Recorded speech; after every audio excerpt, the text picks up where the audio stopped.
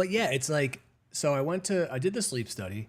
I had to wear this thing. It was easy because the last time I did it, like 10 years ago, I had to go somewhere and do it, which was miserable. Wait, And wait, wait. Back up. yeah, Because I know nothing about this, and I'm sure I'm not alone. okay, What exactly is a sleep study, and why do you go to do one, and when do you take the test? right. Okay, so I had a feeling I've had a deviated septum for a while. I can't breathe out of both nostrils. I can only breathe out of one. Right. It's annoying when I'm just breathing, but also it's been getting worse because I'm snoring more. So my wife is like, dude, stop. Like she's like shaking me at night, which is understandable, right? It's annoying. So I went to the doctor. They shoved a camera up there and they're like, yeah, your septum is deviated. And I knew it was because when I played football, I played it through college, the helmet would come down on the bridge of my nose. So it's like it happened all the time and I haven't been able to breathe forever. And yeah, I went and did that. And so they basically send this little packet of stuff and you just put this thing around your chest and on your finger, and you just sleep normally, and it Oh, wow. You tracks see everything. It was it. It's simple. that? And then send it What'd you in, find and out? what's that? What'd you find? What did you find out? There you go. Now I'm like, Might need a microphone. nothing. And I was like, what did you say? No, they only wanted to see if I had sleep apnea because I said, I know there's a problem, and there's two procedures that can fix it. There's one where it's a laser, and then the other one where they have to just break your nose, which I don't want to break my nose. I don't blame you. It hurts. Dude, also a lot. I mean, I've had it broken. I don't want to break it just voluntarily. But Okay, good. So you're in the same club. Is there anything more painful than getting your nose broken? no, it hurts. It's horrible. It hurts more than anything. It hurts more than anything. I'm telling you. It is miserable. So, and also a lot of people, I think, use this procedure as an excuse to get rhinoplasty, to get a new nose. I don't want a new nose. I've had my bulbous nose for my whole life. I'm fine with it. I am totally cool with it. And I don't care to change it at this point. I just want to breathe. I just want to breathe. Yeah. And that's it. It would be so crazy if I were able to breathe out of both nostrils and to actually, when people are like, hey, do you smell that? Or hey, smell this. I'm like, yeah.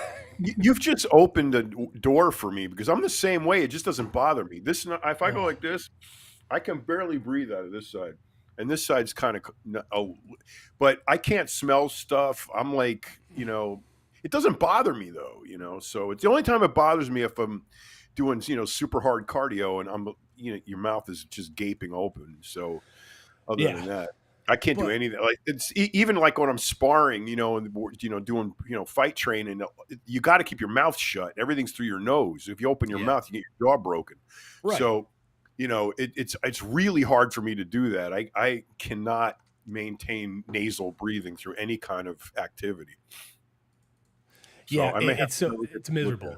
So it's been a problem, and I've wanted to get it fixed. And the snoring has been an issue because it's to the point where my wife is evidently, I don't even know, but she's like, I'm violently pushing you. I'm hitting you and you're still not doing it. And I'm like, well, so I want to get that done. And I think it will just help me overall. But now I'm in limbo. They want me to go they said, okay, you don't have sleep apnea, but we want you to go get a mouth guard that helps snoring. And I'm like, but that's not going to help me breathe. It's not going to help me. Well, what it does is it shifts your jaw forward a little bit when you bite down in the back, and that's supposed to open the breathing passage in the back. But I don't know. I know nothing about it. All I know is everybody I know has got sleep apnea. They sleep with a CPAP machine on, and I just will refuse to even investigate anything that leads to a CPAP machine. I'd rather die in my sleep. So I'm just going to stay the way I am. See, Corky's on Twitter. I can't respond on Twitter. I'll say that I don't know why. I hate that. But he said he had the surgery, deviated septum surgery, and said it was worth it. I'm afraid to do it, but I mean, I'll do it if I have to. And so that's it. Now they want me to go get this this mouth guard. Now I don't think the mouth guard will help when I sleep, right? So It that's it. should. But not when I'm walking around, like not when I'm doing, like when I'm running or doing something. I'm still having to breathe out of one nostril. It's still a problem. So, did it hurt? And can you guys tell me? Okay, did you? So you had the surgery. It seems like at least Corky did.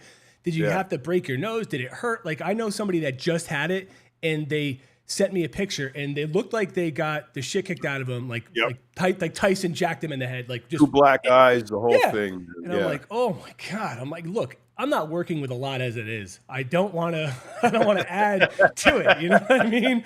It's like, this is all I have. So, I don't know, man. So this is where I'm at with it. And I haven't even gotten the bill for some of this stuff. I'm hoping insurance jumps in, but we'll see. You know, like, I'm sure these studies just don't pay for themselves. So No, we'll they see. don't. They're unfortunately they are expensive. But look, it's one of those. You got to sleep. I mean, sleep is like really important. So to manage here's the thing: you only have, especially us, we only have so many hours to sleep, and you're Yeah. either going to get good sleep during those hours or you're not.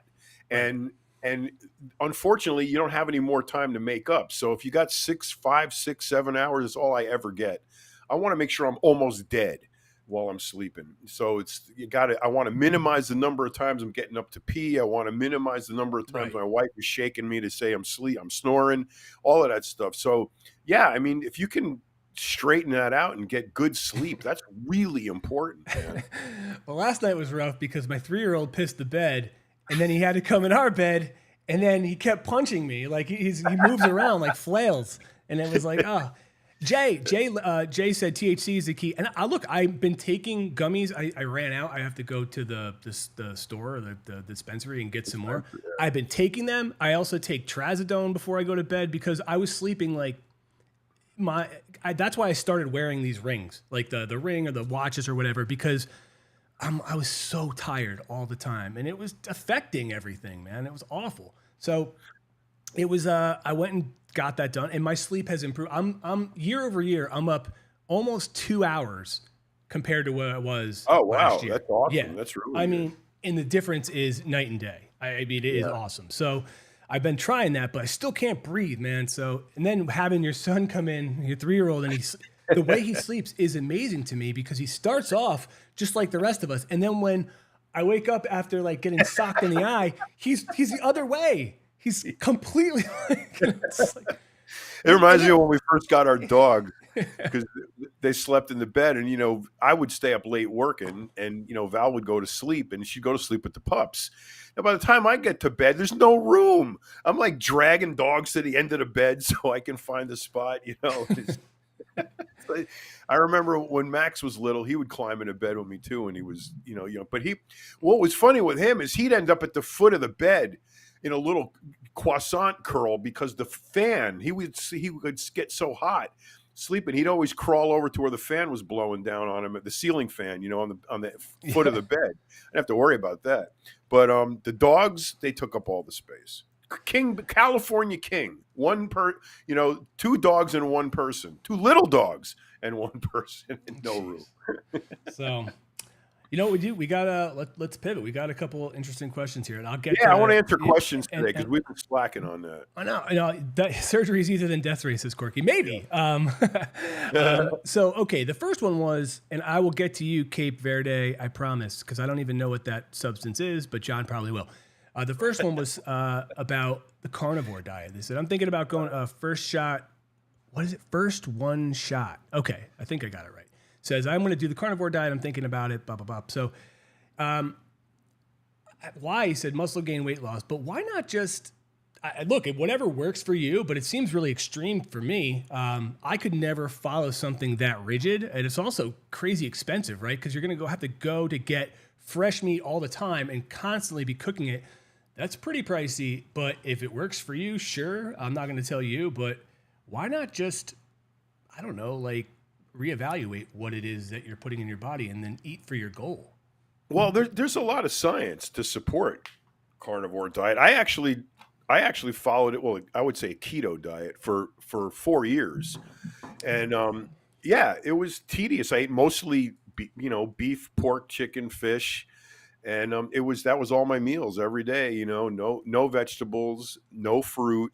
Every now and then I might eat a half an apple or something, just for sweet taste. No sugar, no sweets, no nothing.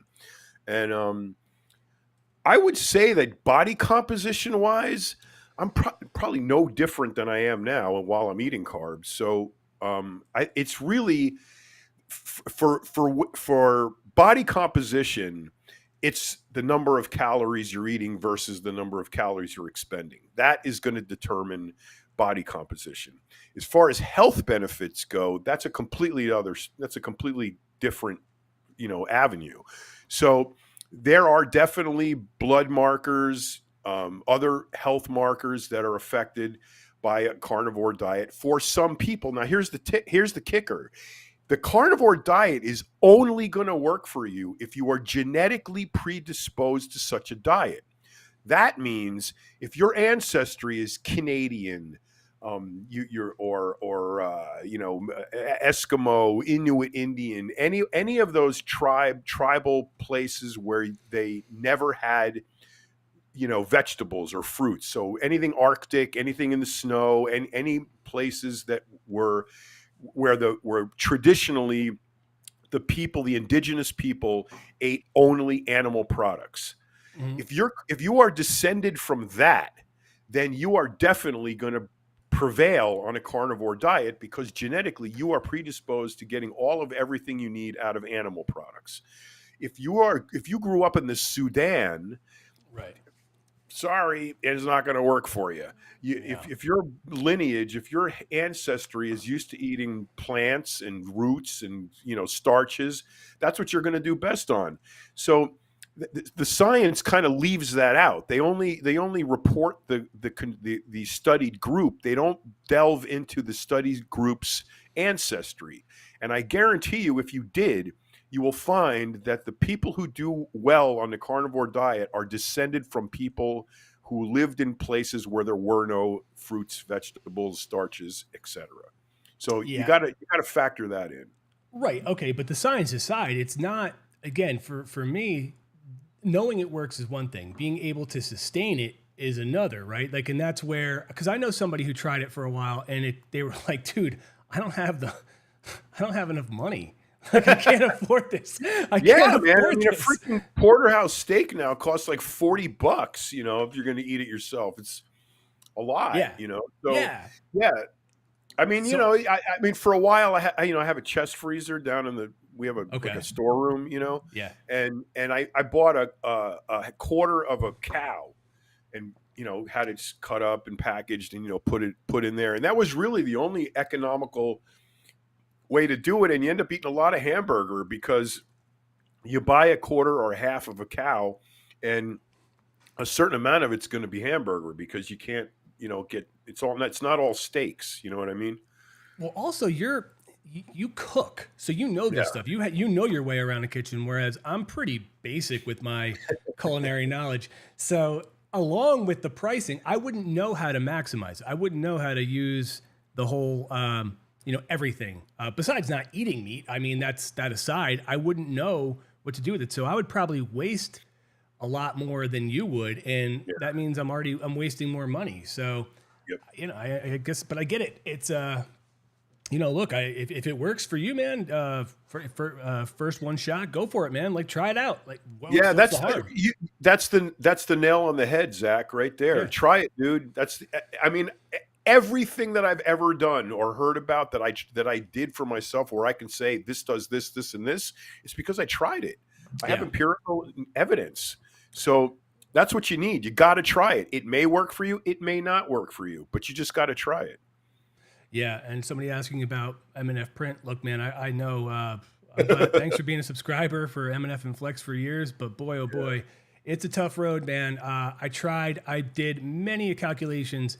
I cannot figure out one that would make it financially viable to bring it back. And if anybody knows, please, help me out. I'm happy to take it. Zach, I think that's a really important thing to say is that most people don't understand the complexity of the magazine business. You are in the print magazine business. You are constantly working in the future. Mm-hmm. You're always in the 3 month ahead zone because that's how Yes. long it takes to get a magazine Right. from the articles handed in Yeah. all the way to the newsstand. It takes 3 Yes. months. Yep. Okay. So in the course that's why magazines are dead. Nobody wants to wait 3 months anymore. Back in the 90s, when magazines were at their heyday, especially in bodybuilding, we had nowhere else to go. You wanted to know about, competitors, contests, strategies, diets, training, everything. It was you waited by the mailbox for that magazine to come. No internet, no forums, no websites, Right. no Instagram, none of that shit. So now that we have all that, magazines are superfluous. Who needs them? I mean, they're absolutely useless. Not only are they useless, they're Mm-hmm. expensive. You Yes. put together a 200 or 300 page magazine, that's going to cost you $4 or $5, per copy to put together between the photography, the articles, the advertising, all of that shit is going to cost money. You got to produce that thing. Then you got to get it on a truck. Then you got to get it somewhere. It's got to go to a distribution company in order to get it to the 7-Elevens, the bookstores, the Circle K's, etc. That takes time. Then once you get them there, you have to sell them. Otherwise, you're not going to get a check from the distribution company. So if you don't sell all the magazines in the magazine rack, what they do is they tear the front cover off each one and they send it back to you, and you have to Yeah. credit them.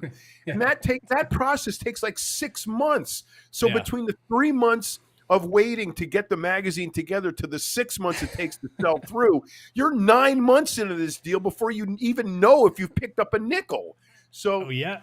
Plus you got to pay writers, and then you got to get the checks and photographers, and you have to pay graphic designers and people to color correct, and Right. it's a lot. And I'm not complaining. I'm just saying there's so much that goes into it, and I do miss no. that. And John's right. It's a novelty at this point. You don't need Right. it, and there are some niches that still have these, that have a very very rabid fan base that will support it, but it's rough. I mean, I used to freelance write all the time. And Roger Lockridge is on here. He's freelance for every freaking publication out there.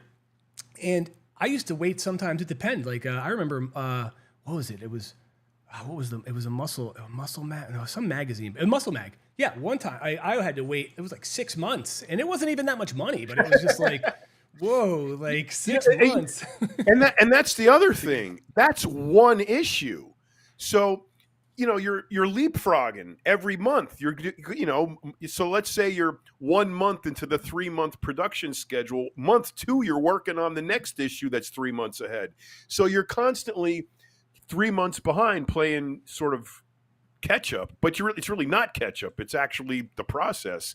Right. Then, like I said before, the subsequent part, the sell-through aspect of it is also time consuming. What you said is absolutely true. During that 9-month gestation period, you're paying secretaries, accountants, office staff, writers, photographers, everything you said, production guys, editors, all of that shit. They're all getting a check every month, and you're sitting there waiting, for the ferry to come. So Yeah.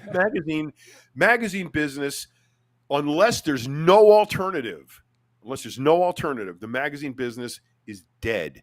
And that's just the bottom line, man.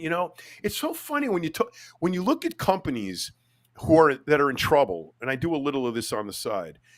Streamlining is one of the most difficult things for CEOs to get through their heads, especially if they've been carrying a product, a title, and a line of business all along that doesn't work.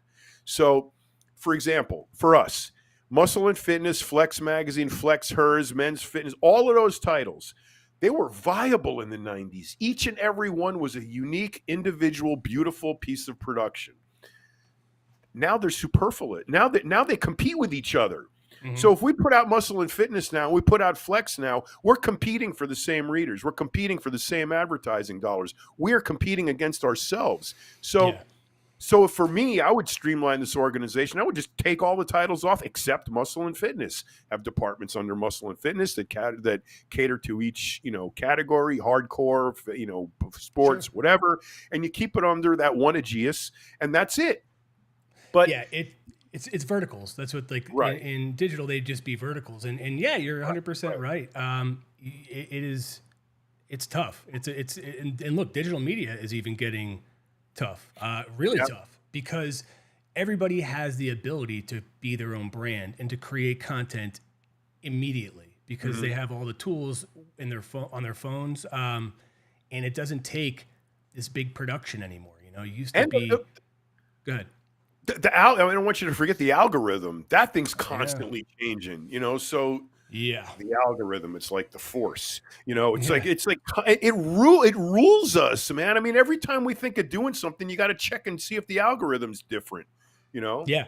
No, there it's is it reels? Is it or is it do you have to put carousel? There's so much, and honestly, exactly. there's times where I have to take some time off and just get my head right because I get so engulfed in what we could do or should do or think we should do that my head starts to spin, and it's Yeah. almost like this paralysis because we're trying to put out content. I'll even pull back the curtain with this show that we do, this live stream that we do. John and I, and Frank, who's not here today, he had to do some errands, personal things. We talk about the best way that we can get the message out there. I don't expect everybody to go back and watch this entire thing, but there are certain things that we talk about. Hopefully, when we chat with you guys about anything, your questions or comments or whatever, there's value in that, and we want to put it out there. But sometimes it just becomes this avalanche of shit to dig through to get to it, and it's so like. And then I look Yeah. back at this mountain of digital five things that I'm supposed Yeah. to go through. And it's like, I was actually talking about this with John yesterday for an hour because I was just venting, Yep. like, basically asking for help. And he was like, what can I do? So I don't know. I sent you 5 articles right off. I know. And I'm reading, that's on my list to do. I have to do invoices today. I have to go through Yeah. those. And I got us. You Yeah, know, that's the other thing. Well, also, religion of gravity has a good point. You got to be careful what you say on YouTube or they'll shadow ban you. yeah. You can't Oh, even say, good point. Good point. dude. Good I point. mean, I started hearing the word unalive. Like, it was like unalive himself or herself or whatever, and I was Yeah. like, first of Yeah. all, what? Yeah. Yeah. And then I realized what it was, and I looked into it, and I'm like, good lord, you can't even Yep. have real discussions about serious topics. Like that's dangerous. Like that's rough. Not that you want to talk about that all the time, but man, oh man, it's You can't even ugh. mention it. I mean, Mm-mm. it's like, it's like the R word. Okay, if you're speaking specifically to an attack on a woman, okay, that's Right, I would, reasonable. But colloquially, you can also use that term in a lot of right, different ways. Like I got yeah, hard, at the right, store because I paid $15 more than I should have, So it's right. like you can't even speak in like, the popular, lexicon because you're going to get triggered. It's unbelievable. I mean, so even with these clips that I put out on YouTube, I usually let the curses fly, but John's son Max has been helping us, and I'm like, look, I think for some of the other platforms, we just have to cut the audio because Yep. that's just how we talk. I feel like that's how people talk, by the way. So it's have a great day. All right, take it easy, man. Later. Dude, it's not a good. Is it a good day in Connecticut? Because it's raining here in New Jersey. But whatever. Pouring here, man. Anyway, but yeah, it's like it does get tough because I don't know. It becomes this. It can be an obsession almost because Hmm. you're trying to constantly do these landmines where it would be so much easier just to do what we do and put effort into this and have somebody else worry about the other end of it. But well, what can you do? Yeah, Catherine, it is raining here. I'm in New Jersey as well, so it's I'm in another South crappy day. Carolina, right? I'm getting the brunt of the second wave now. It's been raining here nonstop since Sunday. Actually, Jay, all month. It's been raining. It's been raining. yeah, It rained all of July and so far all of August. I haven't ridden a motorcycle in a month and a half. I'm like so frustrated. yeah, Catherine, sorry. Or Kathy, it says both. Yeah, we're on YouTube. I can't reply to Twitter messages in the chat. So if anybody knows why, I'm using Ecamm and Restream. So, bleh. Yeah, But you guys so out there, all of you computer dudes, help us out here. look We at have this. issues. Where am I? North or south? I don't even know. I don't know, man. My geography is bad. It's probably more north than south. Like I'm not near the shore. Jay says he got a 30-day ban for saying somebody looked like a thumb. I mean, What? I think that's a fantastic way to talk about somebody who's very thumb-like and has thumb-like features. Because Me too. but that's crazy. A 30-day ban. I mean, Wow. well, this is a. Greg Valentino got his Instagram account shut down because he was talking to Charlie Gasparino, who's a anchor on Fox. They grew up together; they're buddies, and they were talking. I don't know on what platform, but they said, "Yeah, we need to hook up," because they haven't seen each other in a long time. And they said, "Yeah, we need to hook up." They flagged him and canceled his Instagram account because he was talking about sexual favors being bantered about. On that, it completely wasn't. They hadn't seen each other in a bunch of months, and they wanted to hook up and see each other. Not hook up like hook up. They're buddies, And Yeah. it took Gasparino, with his connections at Fox to get him his account, to get Greg his account back. Good Lord. Catherine, I'm closer to New York. But yeah, so Jay, it was, he's right. Classic case of bullying. And I bet you the thumb community just gathered together with their pitchforks, and they were like, all thumbs, unite. And they assembled and they showed you. Oh boy, that's nuts. Okay, another question was, and I think it was the substance oxidrine, which I think somebody said was Oxirine. Oxirine. Okay, sorry, Oxirine, and that's Anavar. Is that what that is? No, oxandrolone is Anavar. Ostarine is a peptide. Okay, is that what maybe? It's either Ostarine or oxandrolone. So I got to know which, because they're two entirely different things. Oh, I'm sorry. Cape Verde. It's oxidrolone. Oxandrolone. Good grief. Okay, sorry. Oxandrolone. See, I'm not the guy. I learn too from this. So okay, oxandrolone. So what is it? Do you recommend it? And for what? Or if not, why not? Okay, oxandrolone, aka Anavar, is known as the most or least problematic steroid you can get.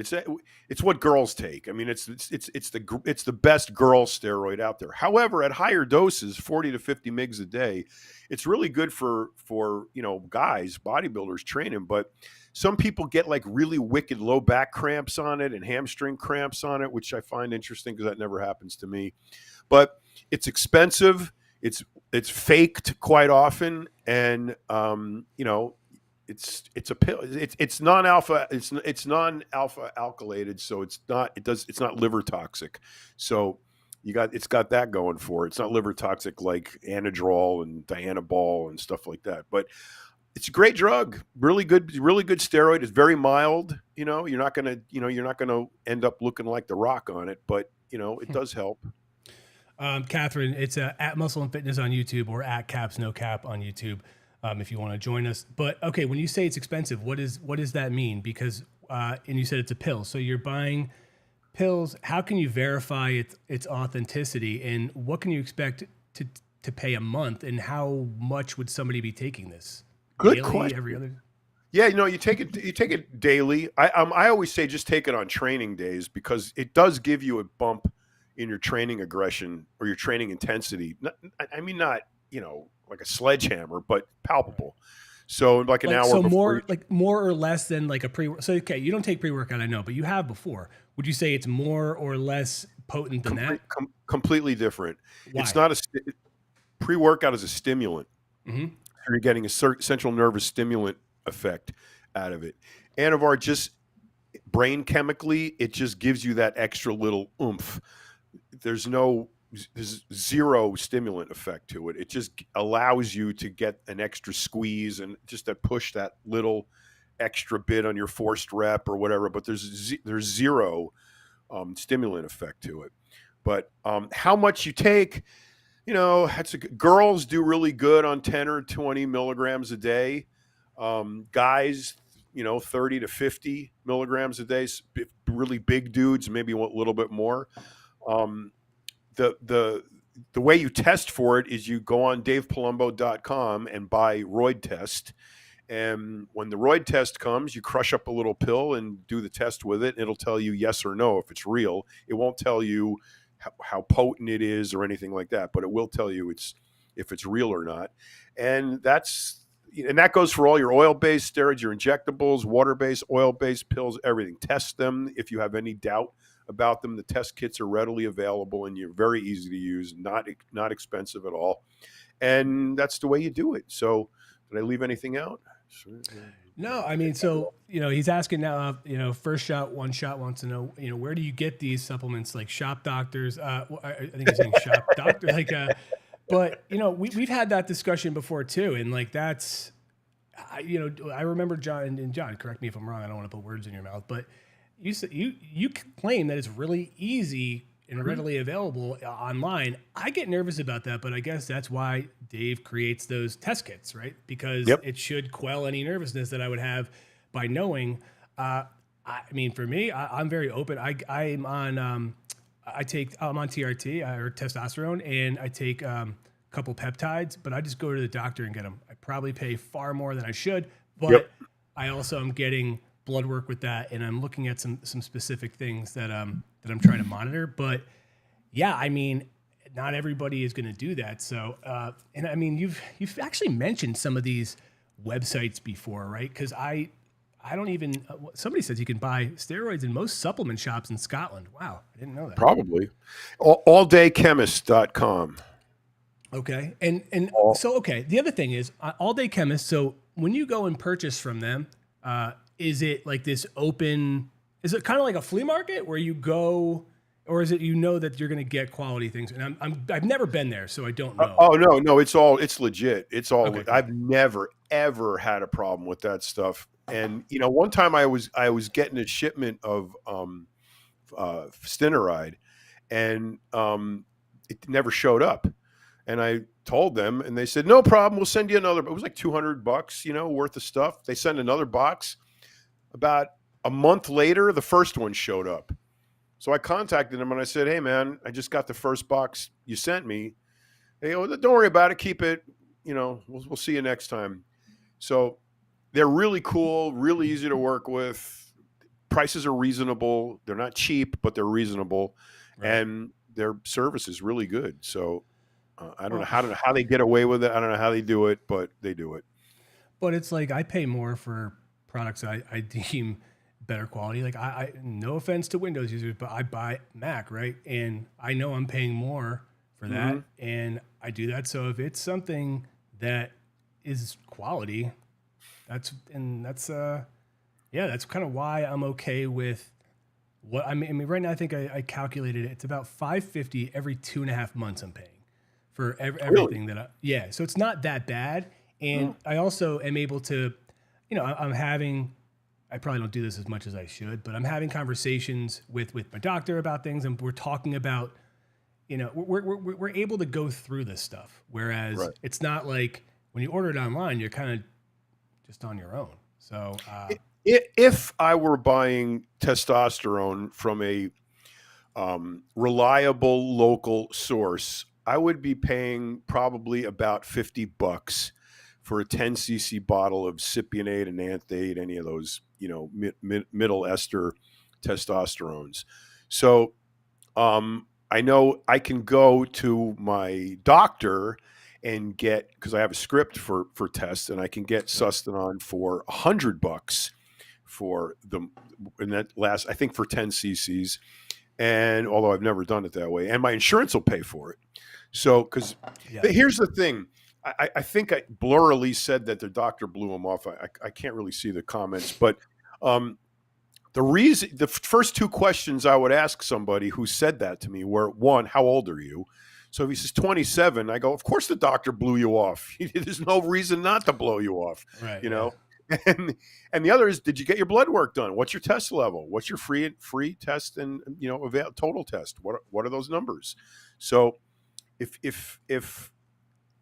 that number is really low, below 300, the doctor can legitimately write you a script for testosterone. Unfortunately, there are still doctors out there who denounce hormones, don't believe in, PEDs, don't believe in TRT, don't believe in any of that shit. They just want you to get old and die like everybody else. So, if that you got to find a new doctor. I mean, that's just the bottom line. Yeah, that's look, I didn't really consider, I talked to John about this and I talked to Frank about what I was feeling and going through. And the first thing they said was go to the doctor and get your tests done, right? Like, there's no reason to do this blindly at this point. And the doctor that I found, I really liked him. And it's also because he was a combat vet for a long time. He got cancer from burn pits and started to really use peptides and things like that on himself to get back to where he was able to do the things that he wanted to do. Because he just felt like he was being led astray by a lot of the other doctors. Like John said, they were just like, take this and that's it. He didn't want to do that. So I trusted that somebody that's going to do that and use these substances on themselves. And we had long discussions about it. And I was like, I'll try it. And I got to say, it's been a huge difference for me. Yep. I mean, night and day. So it's night and day. Welcome to the dark side. But here's the thing. I'm not doing anything different. I'm just able to enjoy the things that I do more. Like my training, I'm training the same way. I can train a little, I can train harder, but I'm recovering now. I wasn't. So I was just constantly beating myself up, constantly tired, injured all the time. I mean, just things were falling apart. And when, like everybody on here, like I'm sure that part of their lifestyle is training, whether that's, bodybuilding or any type of running or yoga, it doesn't matter. When you can't do it like you like to do it, that's miserable. That sucks. And that was me. And that's why I said, holy shit, I won't go back to feeling that way. No way. Absolutely not. Yeah. It's the worst. He's 44, by the way. He said who went to the doctor, the guy you were talking about, he's first one shot. He's 44. Doctor was probably 24. Only test T if you have ED. No, I didn't have any. That wasn't even a problem. Like that wasn't an issue at all. It was ED comes from that comes from other stuff. Yeah. So, it's one of those things where, look, here's what happens. We're born and we grow up. And as we grow up, we're growing. So muscles are growing, bones are growing, tendons, ligaments, connective tissues, organs, all that's growing. Okay. Then you become an adult and it's like a bell curve, right? You go up and then you kind of, plateau and then you start coming down the other side. When you reach 30, 35, right around in there, you got to remember life expectancy in humans, 300 years ago was like 30, so we've more than doubled life expectancy. So when we're living longer than we're supposed to, we're obviously going to have residual issues that come with the uncharted territory that man wasn't designed to be, where man wasn't designed to be. We are supposed to be dead in our 40s. But now here we are kicking alive and probably better than ever because of all the technology, knowledge, and everything that has come to pass. So unfortunately, our evolution hasn't caught up with us yet. So we have the deficiencies that we would normally have when we were dead. So when you're 45, you're 10 years into the dead zone. And you're going to have lower levels of all kinds of stuff because you're not supposed to be alive. So there you have it. So, I mean, you are definitely on the downswing when you pass probably 30, 35 is right there. That's when we first start noticing levels go down. It's not catastrophic at that age because the levels are pretty high from being an adolescent and a young adult. So it takes a couple years for you to start realizing issues, resulting from the lower testosterone. But ultimately, when you're 70, you have 20% of the testosterone you had when you were 25. So it goes down.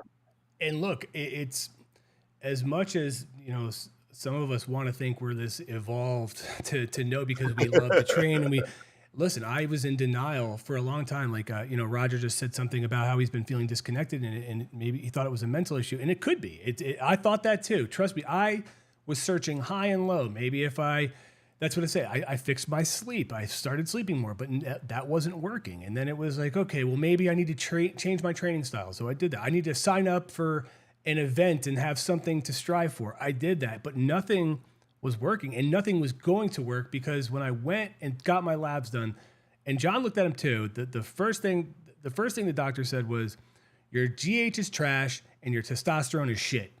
Like, oh, okay.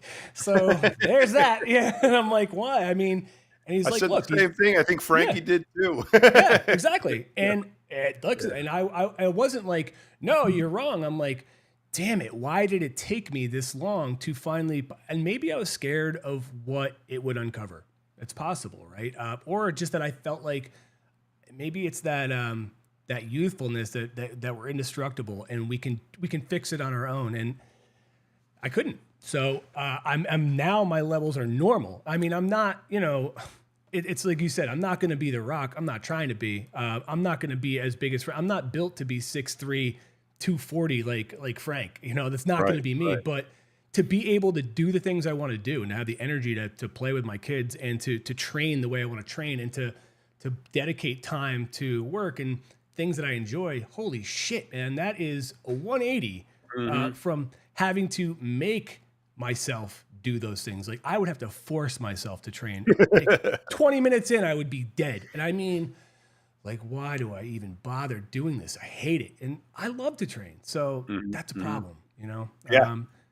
Did they test from a blood screening? Yeah, like they took my blood. It was, look, John looked at my labs. I gave them over to him because I trust what he has to say. And his assessment was spot on. Like, right, the doctor and him were basically parallel. They said the same exact things. And I know John's looked at these types of things for forever. He knows them really, really well. And I appreciated that I had someone to be honest with me. So it sucks, but sometimes you just got to bite the bullet and realize that maybe it's time to try a different path. You know what it is sometimes too, at least it was for me, maybe you too, is it's we have lived from a very young age. I mean, I started training when I was 12. You're probably in that same boat, close to it anyway. Yeah.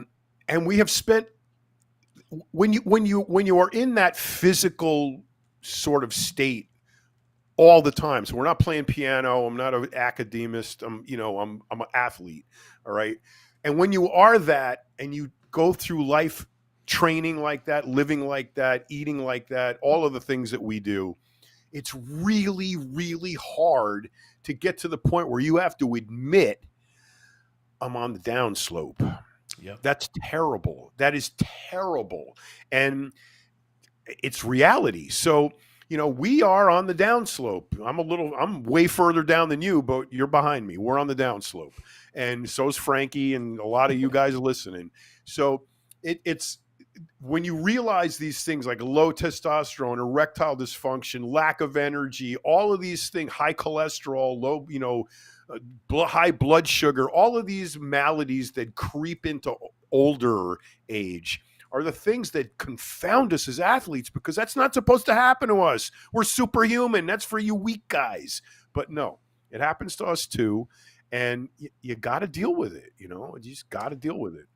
And women. I mean, I know women that are now, seeking this type of treatment because they're going through obviously different things than we are in some ways. But man, it's, I was shocked when I was open about it in my struggles of how I was trying to understand what was going on, to how many people would talk to me and open up about it. And it made me feel good that that they felt like, oh, cool, like this is somebody that I could share this with, like that's great, but also that it's good to know that you're not alone and that it's not just about, it's not always about aesthetics or performance. Like, I guess it is performance, and that I want to perform like a human being. You know, I want Well, to be.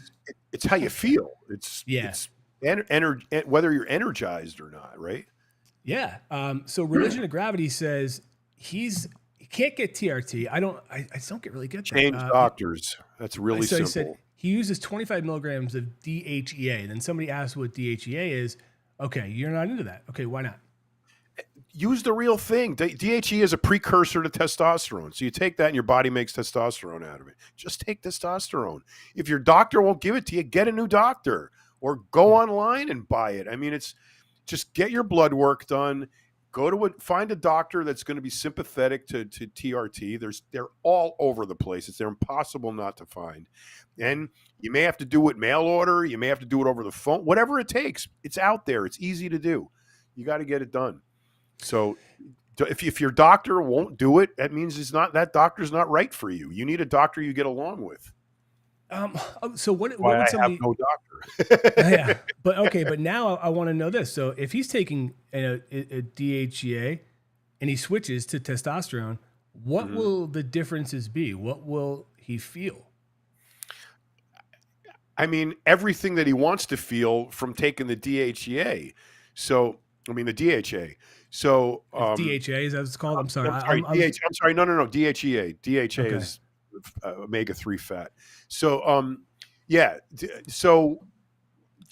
that precursor to testosterone, just take the testosterone. It's far more efficient for your body to have to go through making the testosterone out of the precursor. Just take the test. That's what your body wants. It's what your body's designed to utilize. So it's a natural occurring hormone in your body. So that's just what you got to do. So I would, for anybody who's over 35, first thing I would do is blood work.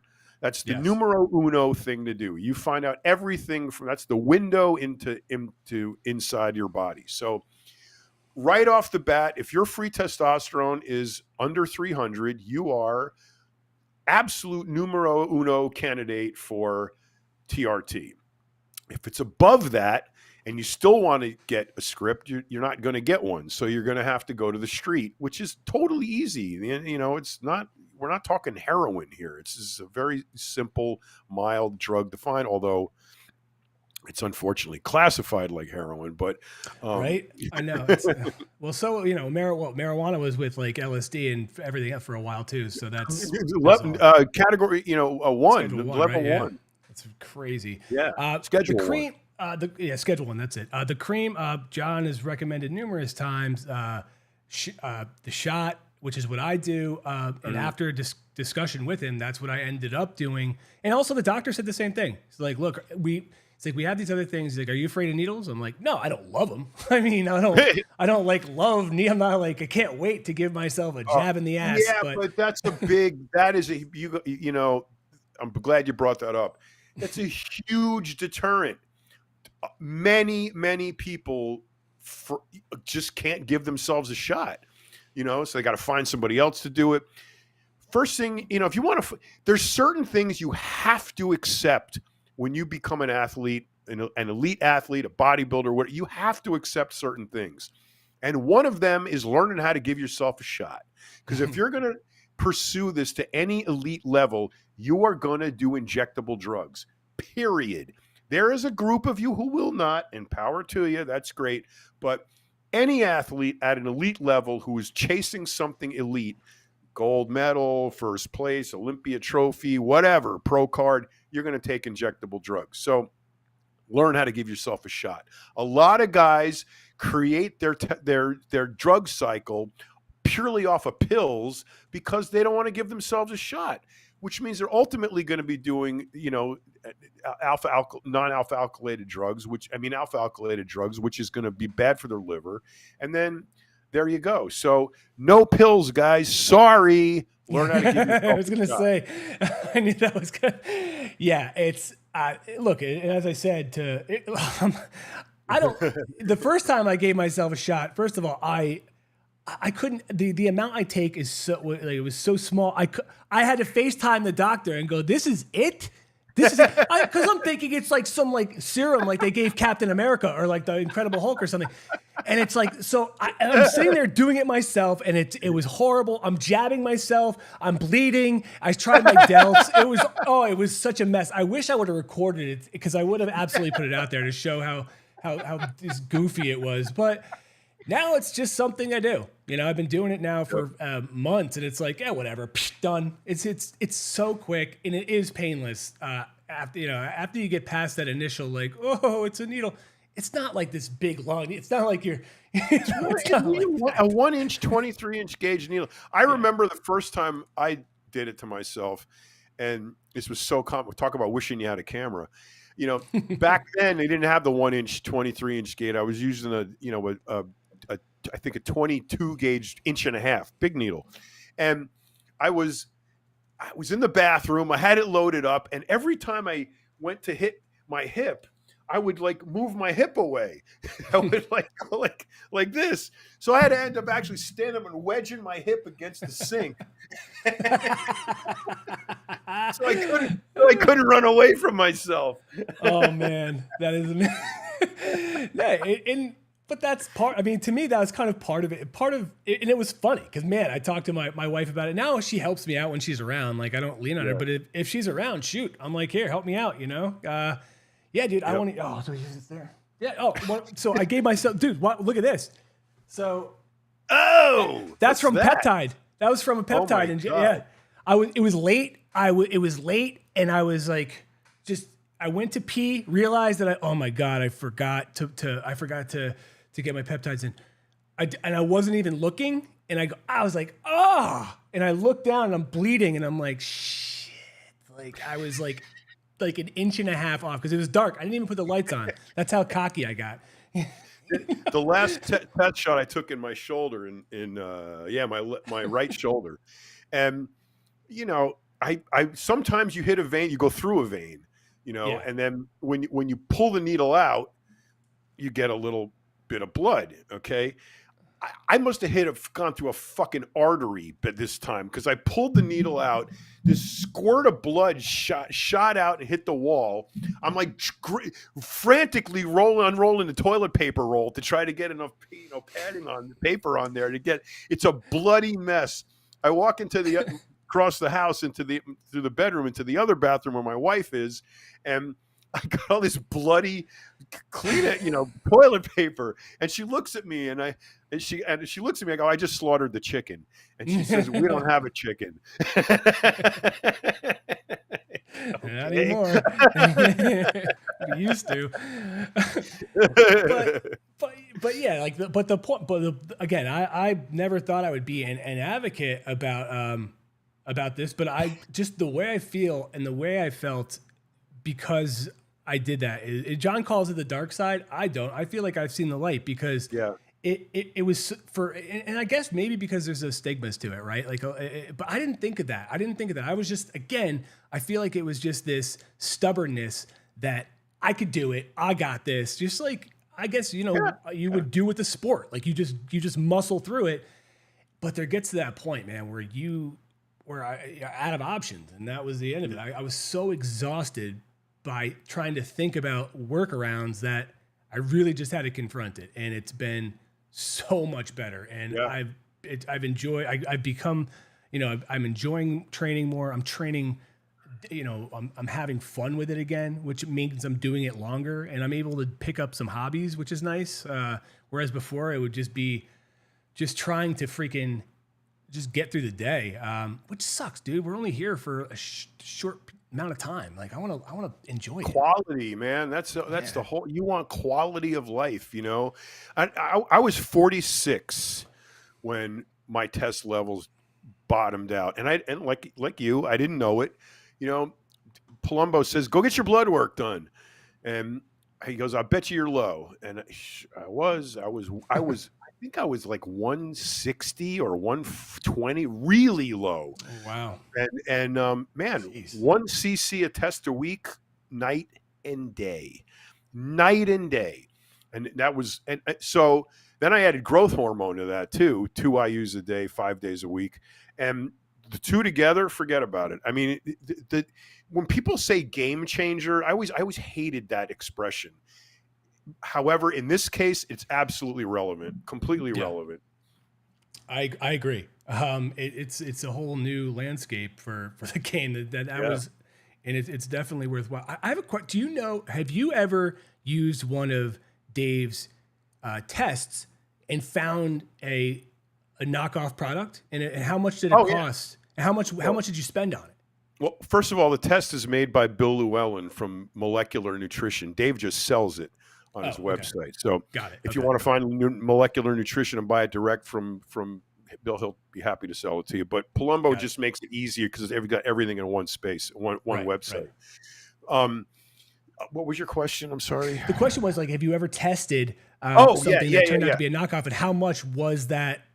Was the value of what was basically a waste of money? Right, throw that into a burning barrel. Yeah. My suspicions are usually correct. I use the test to support my guess. I can just look at the bottle and there's a number of characteristics it will have if it's a legit pharmaceutical product versus a fake, underground lab product. And then when you get to the underground lab products, some of those are good and some of them are not. And those are the ones you need to test. I have numerous times come up with fake. All it says is, it's like green or red. It's either real or it's not. That's the only thing the test will tell you. It won't tell you anything else about it.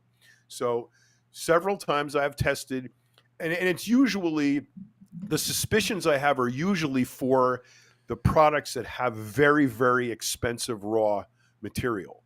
So for example, I've used this example all the time, a kilo of testosterone powder, raw material testosterone powder, is under $1,000. I think I was paying $780 for it in China when I was doing it in Mexico. So relatively cheap for a kilo. A kilo of Primabol and acetate is $13,000. Okay. When you cook up 2 batches of that and put them in a bottle with no label on it, you hold them up, they're identical. They look exactly the same. So many unscrupulous UGLs will brew up 25 milligram testosterone and then stick a label on it for whatever somebody orders. So they want Deca, they put a Deca label on it. They want Primo, they put a Primo label on it. And you're getting low dose testosterone. So you're not getting nothing, but you're not getting what you ordered. Okay, right. What you wanted. So many on the expensive stuff, a lot of times I've discovered, and it wasn't my stuff, it was clients brought it to me and said, is this real? I go, I don't know, buy the Royd test and see what it says. And they go, yeah, man, it came out bad, it came out fake. So that's usually the expensive stuff. It was really stupid to fake testosterone because it's just so cheap. I mean, a 10 cc bottle of Cypionate, bottle stopper, crimp ring, label, oil, alcohol, everything, and you're going to produce that bottle for about $2. So wow, if you're doing a kilo at a time, yes, it's going to be about $2. Wow. So by the time it gets to you, it's passed through 5 people, and they just keep adding their vig. So that's what you get. That's why the price goes up. Man, see, I would have been a great person that would, if it weren't for my conscience, I would sell all these fake products and just make a ton of cash and live well. But I could never do that. I just it would eat me alive. And where does John get his hats from? I think he just gets them on Amazon. I had another. No, I get them off the Temu, like the Chinese sites. Oh, okay. Somebody's DM. Somebody made a comment. How many beanies do I have? So I actually have a beanie drawer. And so I went in there the other day and I counted every beanie I have, and I have 51. So for everybody thinks I'm wearing the same beanie every day. No, I have 51 choices. Okay. And most of them are black and gray. I have more headbands than I have hats. Like today I was wearing my wearing one of my headbands, and I was like, oh man, I'll put on my hat because I was wearing where was it? My Karate Kid one, and I don't know where it went, but yeah. So Yeah, I love the that's Karate Kid one. that's what I have a ton of those because when I just got a haircut, shockingly, but I wear them all day, like when I'm training, especially. Like I just started doing it because, dude, it was to the point where when my hair was down to here, it was driving me insane, and it's been so hot and disgusting that it was just I was sweating. So I would be out in like a social environment, just pouring sweat. I mean, that's a nice way to make a first impression on somebody. Just just dripping sweat all over their house. We'll have him over again. Well, where the beanies came from for me is that I ride motorcycles since I was 10. So helmet head was always an issue for me because I used to have really long curly hairs. I had this big mop of curly hair, and when I would ride a motorcycle for any length of time, I would braid it and then put a beanie on to hold all the hair in place, because you put a helmet on, whatever hair is hanging out of the helmet goes dancing in the wind, and it's going to be a freaking dreadlock when you get home. You're not getting a brush through that. You're going to rip it all out of your head. So I got into the habit of putting my hair up and putting a beanie on to contain it. Then when I shaved my head, the feeling of a helmet on your skin, it was just the worst feeling. I hated it. So yeah. And then the sweat goes from your head into the helmet lining, and then in the summertime your helmet's going to stink, and that's terrible. So the beanie solves all that problem. So my first mode of transportation is always two wheels. Always. If I only drive my truck if I have to go to the grocery store or if it's raining. So obviously I've been driving my truck too much these last month. But so I'm always prepared to ride. That's why I always have a beanie on. So Kathy, I think could we just say Kathy? She made a good point too about how like the beanie you're talking about is like leggings. Like my wife has a ridiculous amount of leggings, and I mean it's a lot. And she jumps. Who sent her when Frank and I went to this. She picked one up at that holiday gift guide thing. They gave her Lycra, that brand that you've heard of from like 50 years ago. Like they gave her some, and she said they're pretty sweet. Like which they gave me a pair of socks. I'm like, I was like, thank you. I'm like, thanks a lot. I appreciate the. But yeah, she says she digs them. But I don't know. I was curious if certain people have certain brand loyalty. It seems like you don't. You just want to have as many as you possibly can, and I get that too. Well, people send them to me, they know I like, so fans send them to me. I get them as gifts. I get, I buy them in batches of, 10, 15 at a time. Cause they wear out, they lose their elasticity. They get dirty. They just, they're like socks. You run through them, Yeah. Yeah. I used to, I'd say I was wearing beanies for a while before I switched over to the headbands. And, the only problem was yours look like they're kind of stretchy and are made of a thin material. Mine were still I like them. Yeah. No, I hate the wool ones. They're too freaking hot. Yes, which is the ones I was wearing, which again was not helping a sweating issue. So it was like everything. Mine are pretty much all cotton Lycra spandex. Nice. They hit your head. But before we get too far off the topic, I want to go back to the testosterone thing for a minute, if you don't mind. Because you brought up women. And I think it's really important to not leave them out of that conversation, because I have given many women, I would probably say realistically over the years, probably close to 100, I have put them on low dose testosterone.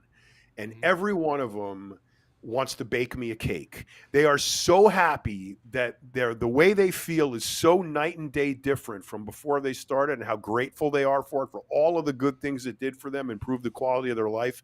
So ladies out there, don't think test is only for men. It's not. You produce your own testosterone. You have a need for testosterone, and there are benefits to testosterone.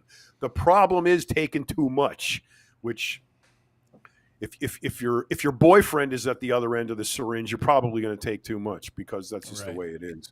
So what you have to do is, if you're going to consider it, learn about it, see what the ramifications are, the dosages, et cetera. And if it's for you, you're going to notice tremendous difference.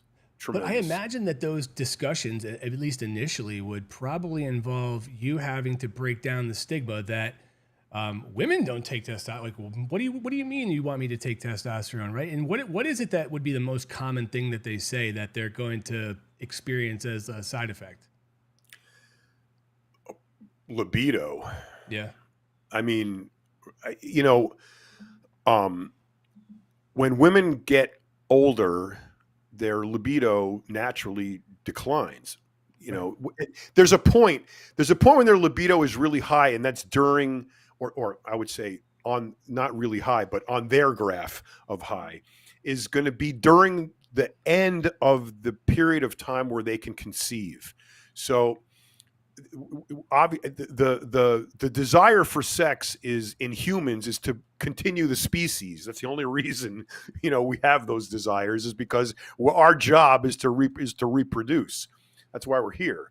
So as women get towards the end of that period of time when they're fertile and they haven't had a pregnancy, their natural inclination is to be more arousable so that they can cash in on the last few years of their fertility, right? So that's a point of contention. When that ends and it goes down, women really miss that. Husbands really miss it because they're not having as much sex. So you have to get into these very delicate conversations with women about their libido, their sex frequency, Yeah. and it's kind of uncomfortable conversations to have with strange women. But it's part of the, it's a necessary conversation. But the ones that have entered that category, kind of like, mid to late 40s, their sex drive is dropping off. Their husbands are still kicking and they want to, perform, but they don't feel it. That low dose testosterone ends that right on the spot. They all of a sudden have a really healthy sex drive, very low dose. I'm talking less than 10 milligrams a week. Yeah, so my next question was what's very considered low dose? Okay. Yeah, 5 to 10 milligrams a week. And, so libido, number one, body fat, number two, their body fat levels go down, strength, energy, motivation all goes up. And there's something called an overall sense of well-being. And the overall sense of well-being, it's kind of hard to contain, but you know it when you have it. So you wake up in the morning, you're ready to get out of bed, you wake up easily, you don't need 7 cups of coffee, you get dressed, you're ready to go. That's what you feel. When your test is low, you're cold. You don't want to get out of bed. It takes excuse me. It takes forever to wake up. You're lethargic. You have no sex drive. You have no motivation to do anything. All of these things trace their roots back to low testosterone. And it's equal in men as it is in women. You just have to, it's just a very delicate, different balance in each case. Yeah, that's interesting, man. And I can imagine those conversations getting not tricky, but just delicate, right? Because it's delicate. I mean, how often do you feel like you want to have sex? I mean, when you're having sex, do you like it or do you orgasm? I mean, these are, I hate those conversations, but you got to have them. But but that's the thing, right? Like it's, and I guess I don't have them with anybody. Like I don't have clients that are asking that stuff. So Right. But I also understand that. Look, you gotta have them, right? You gotta have them because if you really want to get get better or feel better or have something change, then you gotta go through it. So I just can imagine it being like, listen, do you preface it with like, hey, look, here we're gonna talk about this, and I know it's gonna seem weird, but you just gotta stay with me, and then you just dive right in. Okay. Yeah. Well, via text, email, telephone, it's very different than an in-person conversation. And I'm here in the South, and a lot of women here are very conservative, religious, conservative people. And I'm like, but they have the same wants, needs, and desires as the rest of us. And when you're in person in a public place like a Starbucks or something, it's a very, very delicate conversation to have, man. And I'm just not good at it. Yeah. I mean, I do it, but I'm always prefacing it like, we have to have a very delicate conversation here. It's okay if you don't want to answer the question. Don't think I'm trying to be a weirdo. This is what and they're all, yeah, no, I understand. And they're open as hell. It's the really weird thing. I'm the one with the problem, not them. They tell me everything. Yeah, I mean, but that's good. Like, I mean, rather than, because how are you going to help correct something if somebody's gonna? It's kind of like when people go to the doctor and they lie to the doctor, which Right. I'm like, why would you do that? Like, why would Yeah. you, oh, I didn't tell the doctor I do this, or I'm like, what? Then how do you know you're actually getting what you need if you're gonna lie? You Well, have to be open. yeah, that's a great No, area. I see, lie to the doctor all the time because I don't want to hear what they have to say because I know they're wrong. That's it. So I'm not going to tell the doctor operating on my hand, what drugs are you taking? I'm not going to tell him I take testosterone and finasteride and growth hormone because I don't want to hear the sermon. I don't want to hear it, right. Okay, no, though that's not what I meant. I meant if you're going for a specific problem, Oh, yeah. and like yeah, listen. When I was at the doctor recently, and they're like, "What medications you on?" I told them the medications, but I'm not like, and I'm also taking this. I didn't tell them because it didn't matter. It didn't have any impact on what it was I was actually going to get monitored. So I understand that, but I just there's people I know that they're embarrassed, like Yeah. they're embarrassed to say things that could be really critical to helping them, and that to me, I don't get it. It's embarrassing. Well, it's kind of heart wrenching too because I vividly remember this one client of mine that really affected me. She was not grossly overweight, but she was overweight, and she had a kid. She never lost the weight. She was probably I think she was in her early 40s, late 30s, early 40s. And she had tried every diet. She's got a hard work, the usual story that you get. And she just couldn't lose the weight. And she started crying and really crying and just said, I just want to save my marriage. And Oh man. I went, wow, in a kind of a very desperate way, like her Right. whole future was hinging on whether or not she could fix herself. And like, man, that just puts you in such a tedious position to try to navigate that because, yeah, here's a woman who basically wants to do anything to save her marriage. And it goes back to how she feels about herself. So, yeah, man, it's a very difficult conversation to have. Like a woman wants to save her marriage. Well, what is it that's causing you to feel like your marriage is in peril? And that came down to a very difficult conversation about her sex life, which was completely fixed with low dose testosterone and a diet and training and all of that. But to get to that point, God, I felt like, I don't know, I was going to have to. So I felt like I was going to get arrested, for speaking bad. I don't know. It's just a weird feeling. I'm not good at it. So it's uncomfortable. But those conversations have to be had. Don't lie to your doctor. Absolutely don't lie to your doctor. And don't lie to a guy like me who's trying to, help you. You gotta tell the uncomfortable truths if you want to get helped. Yeah, and I can imagine you having to deal with a lot of people actually not telling you the truth and lying to you, and then blaming you when something doesn't work out the way that they expected or the way that you could kind of explain to them how it should be going on. That must be infuriating, and I don't know how you deal with that. What's your play there? Well, it usually only happens with people getting ready for shows. Yeah. Because that's such an extreme, trip to take. So, the thing, what happens is you warn them. Okay, I tell them, look, in the very beginning, I say there's an element of honesty that has to be, addressed in the beginning because I've done this long enough to know that if I tell you to eat this, this, and this, do this, this, and this, and take this and this and this. I'm telling you because I know on this side of the equation, I'm going to get this result. Right. I've done it enough to know that's what you're going to get. So if I give you this protocol and I don't get that result, you're fucking up. You're doing something wrong. You're either not following what I'm telling you, you're following what more than I am telling you, you're eating too much, you're not eating, you're doing something wrong, because it's human nature, human physiology is too similar for me to give you this, and this as the same as I've done for 100 other people or 1,000 other people, and I get that result and you don't.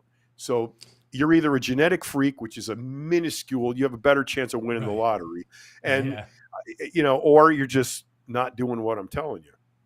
Yeah. No, that makes sense. And Jay had a really, interesting thing saying that, you can get advice from somebody like you than more sound advice than by going to, than most doctors. And here's the thing, right? And you mentioned big pharma. The other thing is, I've gone to many places, even when I was, looking at, my testosterone and stuff like that, they're trying to get me to take, you could also take Ozempic or whatever, like whatever the genetic. And I'm like, I don't need that. Like, but and then I'm like, man, it really is this, it becomes this thing where everybody's trying to push more stuff on you because it's this, because you're going to spend more money. And then, like you said, they're going to take their vig, they're going to get their cash. And it is infuriating. I've had doctors try to do that too, try to push, take this and take that. I don't want to take anything. I want to take less. I want to take fewer things. I don't want to spend the money on it. Like there's a whole bunch of stuff. So it's annoying and frustrating. Well, what most people do is they don't go back to the basic intake of substances, food, water, whatever else you're drinking, pills you're taking, supplements you're taking, your diet habits. All of those things factor into things like blood sugar level, cholesterol levels, although most cholesterol levels are hereditary. All of the health markers that show bad signals usually can be traced back to what you're eating. Usually. I have gotten people off, I can't even tell you the mountains of medicines I have gotten people off of over the years just by their diet. Completely. Yeah. I've got diabetics off of insulin. I've got them off statins. I've got them off blood pressure medicines. I've gotten them off allergy medicines. I've gotten people off all kinds of medications just by addressing their diet and their exercise habits. Just that. All right. Well, there's a couple questions we have that we can dig onto. All right. One, I think, is a really important one by Les. Why do you think iron boots went out of fashion? What a great question. Thank you. Is that a band? Is Iron Boots a band? Iron Boots. I don't know. It's not. It should be. Let's bring it back. Let's bring them back, Les, please. I mean, maybe you can. Maybe, as I said, maybe people got fed up with polishing them when you went out, or maybe it was just the fact that so many people drowned as they went into a river. But I don't know. I think we got to bring them back, though. I never saw an iron boot, and I didn't even know they went out. I didn't know they were in style to go out of style.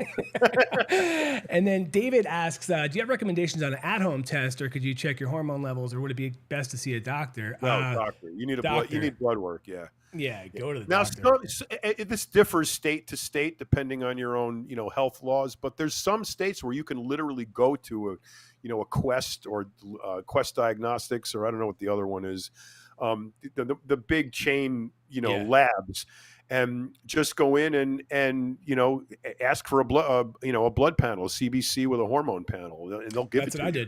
That's what I did. And also there's a couple, and I wish I had the name, David. I'll dig it up. I apologize.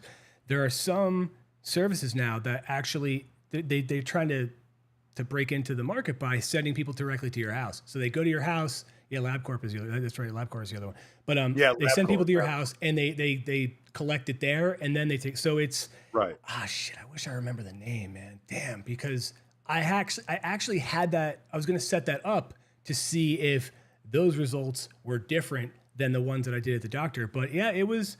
So there's options. I mean, I'm glad I went to a doctor because I had somebody that I could speak with. But yeah, I just went to Quest. They sent it out. Then I went to the doctor and we spoke about it. We went through everything. In fact, John and I spoke while I was at the doctor's office. Right before we talked, I was on the phone with him and he's like, okay, ask about this. Here's what I think he's going to say. Blah, blah. And I'm taking notes. And look, but that to me was, you know, is critical to be able to learn that and to have that access, you know, and look, not everybody gets to, you know, when you talk to somebody like John, you pay for it. And that's because he knows what he's doing. He's been doing it for forever. So, but I was very, you know, lucky to have that. And yeah, it was worth it. Having that discussion also to help me understand more. Because also there was Right. other things too that I needed to take care of. My vitamin D was trash, and B was trash. So those were things that I also had to bring up just with supplementation. Right. And it's also helped. So I've been taking those, and it's again, it's not like didn't happen overnight. I mean, the testosterone I felt pretty good in a couple of weeks, but you know, Yeah. I'm sure Yeah.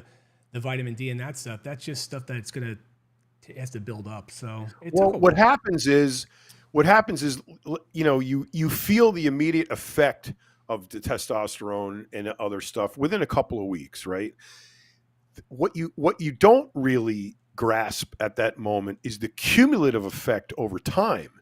So if you plot it on a graph, you know, from the day before you started your TRT and then a year down the road, the year that at the end of that year, if you go back to compare that, how you felt at that 2 week mark, it's way better after Yeah. a year because you've gained muscle, you've lost fat, you've optimized your metabolism, you've gotten the organs, your organs working good. All of the deficits have been filled in. Now you're running on all 8 cylinders, and it's like, wow, this is amazing. But it's really hard to grasp that unless you can actually go back, you know, like a year or 2 years or whatever, and you really realize, wow, I have come so far, you Yeah. know, from that point I was at, you know. Yeah, and it's not just like that's the thing. I think a lot of people, specifically when it comes to testosterone, they only think it's about physical or aesthetics, and that's definitely the byproduct, but not at all what I was going for. So Mhm. I definitely feel stronger. And Frank is when I've seen Frank when we meet up in the city or whatever. He said like, man, you definitely look more full, and it's probably because I'm recovering finally. Yeah.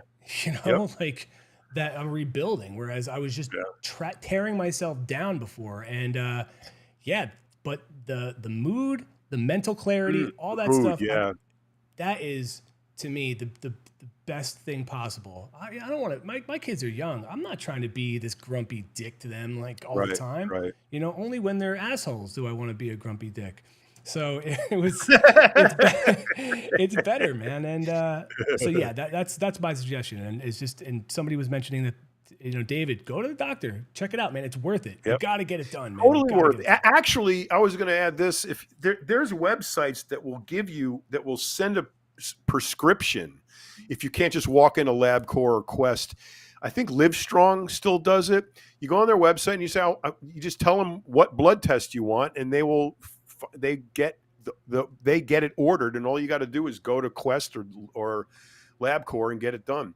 I go to a PA, a physician's assistant, for all of my stuff, because she sends me to whatever, like when I had my hernia, when I had my hand operated on, stuff like that. So she kind of sends me around, but they do the blood work right there in the office. So I can walk in anytime I want and say, April, I need a CBC and a hormone panel. No problem. And can you come in tomorrow?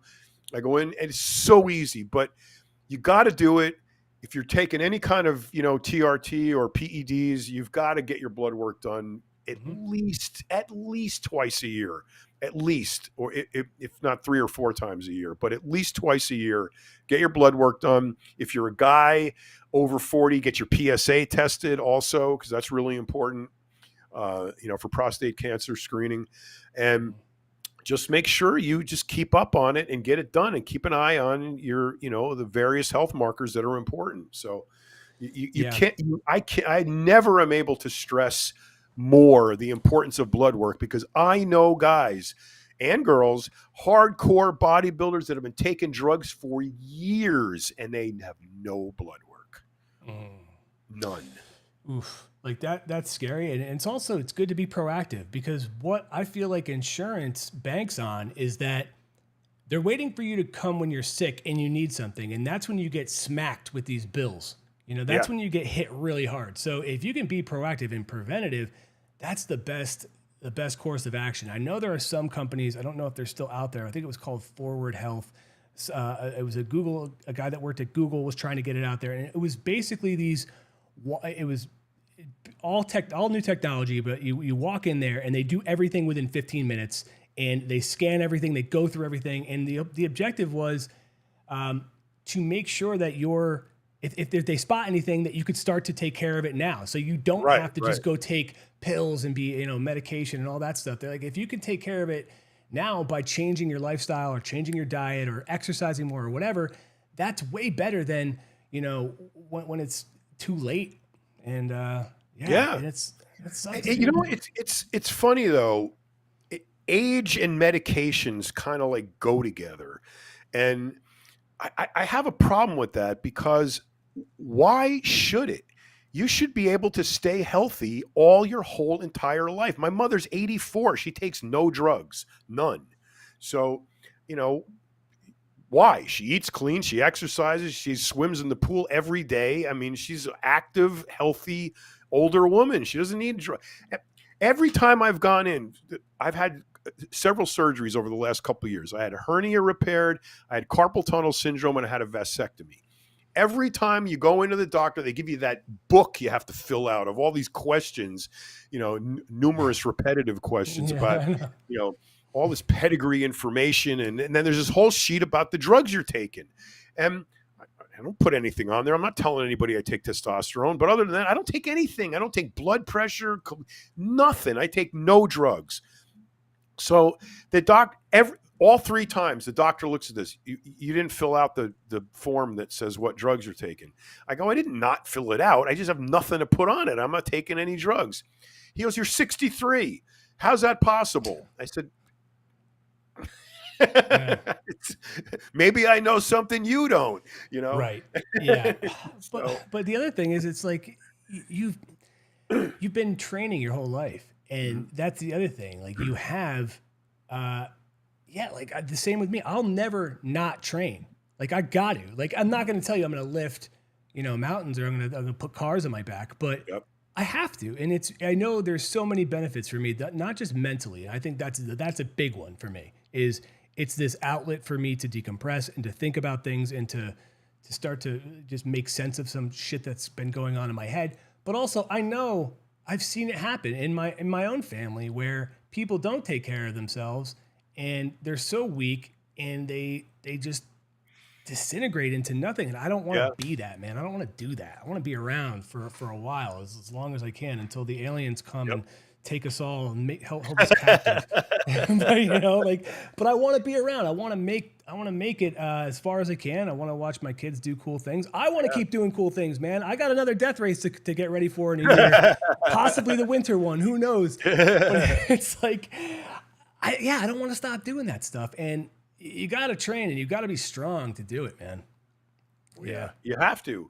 If I'm in a freaking wheelchair, I'm going to do something. I mean, there's no way I'm going to stop exercising my body, my mind, and my ability to do shit. Because that's the definition of death, if you ask me, whether you're breathing or not. If you're just a lump in a wheelchair on the corner of a porch in a nursing home, that's not living. So that's breathing. It's not living. Exactly. So I want to live. Me too, man. And that's whether it doesn't matter whether I'm in my 70s, 80s. I want to be able to do things, whether it's hike or ski or whatever. I don't even know. Like I'll pick up new habits at that point, but I want to be in the condition to do it. I don't want, like you said, I don't want to just be here and be held captive, and not be able to move or to be around. And I understand that happens to people. There's accidents that happen and stuff like that, and you still find ways to make the best of your life. I understand that, but right now, I have all my faculties. I can move. I have mobility, and I want to keep that. I'm going to do everything I can to keep that because I don't. Absolutely. All right. Well, we've gone on for a minute. We've gone on for an hour and a half. Have we really? Yeah. And here's the thing, John's going away. Can you believe it? He's going on vacation. What a jerk. He's going away. He's going to have quality time with his friends and family. Can you believe it? And can you believe I'm doing something like that? I know. I haven't done So, something like that in over a year. you need it, but that's important too, man, to get away and to kind of drop all this stuff and new environment, new scenery. I'm Yep. in, I think in a week or so, I'm going to PA with my family just to we take the kids up there and into the woods. So that'll be fun. But yeah, but we're still going to be back. Frank will be back Tuesday with Yeah. me, and John won't be here Tuesday or Thursday, but he'll be back Or the following Thursday. one. Right. Yeah. So No, I'll be gone. I'll be gone 12 days. Yeah. So. But you can follow John. I put up his Instagram. You can also, if you have questions for anybody, whether it's me, John, Frank, anything else, just pop them in the comments. I do monitor them. I check them out. And I even go back and look at past ones. And yeah, I just want to say thanks. And thanks, Kathy. Thanks for hanging out today. It's good to see you. And also, first one shot. Awesome. Handful of people were new today. So we do this every Tuesday, Thursday. Yeah, tell your friends. Exactly. Yeah, we're trying. Yeah. But thanks. I'm trying to earn a living here. That's the thing. I feel dumb saying that sometimes. Tell your friends, but honestly, tell your friends. I mean, there's 50,000 podcasts out there. I mean, why do you listen to us? Hopefully, we provide you some useful information and some entertainment. And you like us because we're cool people, but especially Frankie. But yeah, exactly. And Frank. If people that don't know Frank, Frank is awesome. He's been in this industry a long time, and he does not look 51 years old at all. And it's so funny when people meet him because they're like, holy shit, he's actually a nice guy. And it's just funny because he's not a but that's what we're trying to do. We're trying to have a good time and build a community. So hopefully, and we're trying to keep you updated on the things that we do because, we are all constantly doing stuff. We just did a couple shoots. We did one with Chris Daughtry. We did one with Nick Hexum from 311. We're trying to get as many more as we can. So if there's something that pops up or somebody you think would be good, we'll hit them up. We'll do what we can. So Yep. We'll do the best we can. Well, we will see I'll see everybody Tuesday. John will see you. I'll be on a motorcycle in northern Portugal next week. Right. So he won't be on his computer. I won't be here. Yeah, he won't be looking at his webcam. So, all right, everybody. And Guth 1980, come back, dude. And we'll go through some of these things that you're talking about. Definitely. I have to pee so bad. That's one of the big reasons that I have to jump off. I mean, it's bad. I feel like every time we go through this at the end of these, I'm like, okay, everybody, bye, and then I sprint. That's how I know it's time to end the show. I gotta pee so bad. It's like I'm like doing like the dance, and all right, see ya, everybody.